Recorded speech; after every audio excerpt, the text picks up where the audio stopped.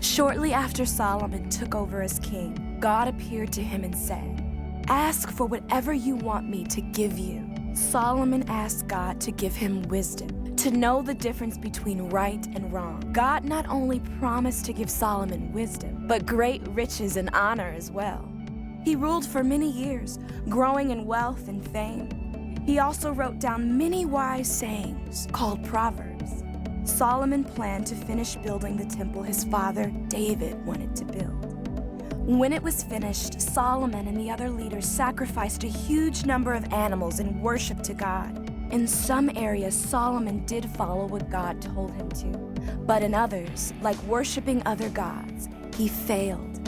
Because of this, the kingdom of Israel would be taken from his sons, and they would not enjoy the peaceful, successful reign that he had.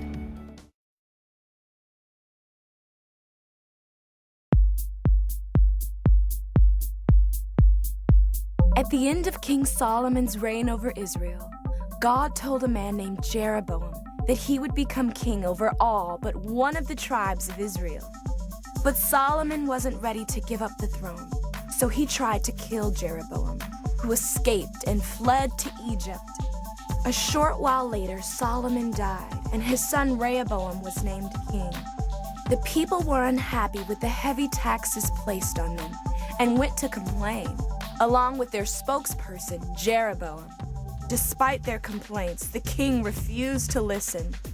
Furious, most of Israel made Jeroboam their leader and lived in the northern territory called Israel, where Rehoboam ruled over the southern tribe called Judah.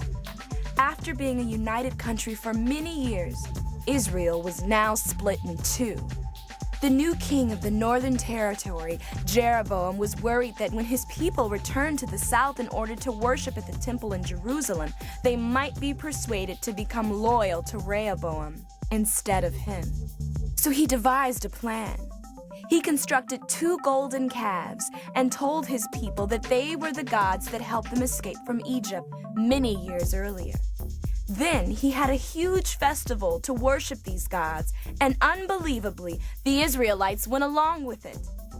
Then one day, Jeroboam was at one of the altars making a sacrifice, when a man who followed God approached Jeroboam and warned him that his kingdom would soon be ruined. Jeroboam stretched out his arm and shouted, "Seize him!" As he did, his hand shriveled up. Terrified, Jeroboam pleaded with the man to pray for him. So the man prayed for Jeroboam's hand, and it was healed. Even after this display of God's power, Jeroboam still led the people to worship other gods. For years, Jeroboam and Rehoboam were at war. When Rehoboam died, his son and then grandson took over as kings of Judah. His son worshipped other gods just like his father. But Rehoboam's grandson, Asa, was different. Asa got rid of the idols and was fully committed to following God. The northern kingdom of Israel continued to be led by a series of wicked men, none of whom followed God. One of these kings was Ahab, who did more evil in the eyes of God than any king before him. Perhaps worst of all, Ahab married Jezebel, a woman from a foreign country who convinced him and almost all of Israel to worship a foreign god named Baal. Because of this, God would need to send a messenger to set things straight.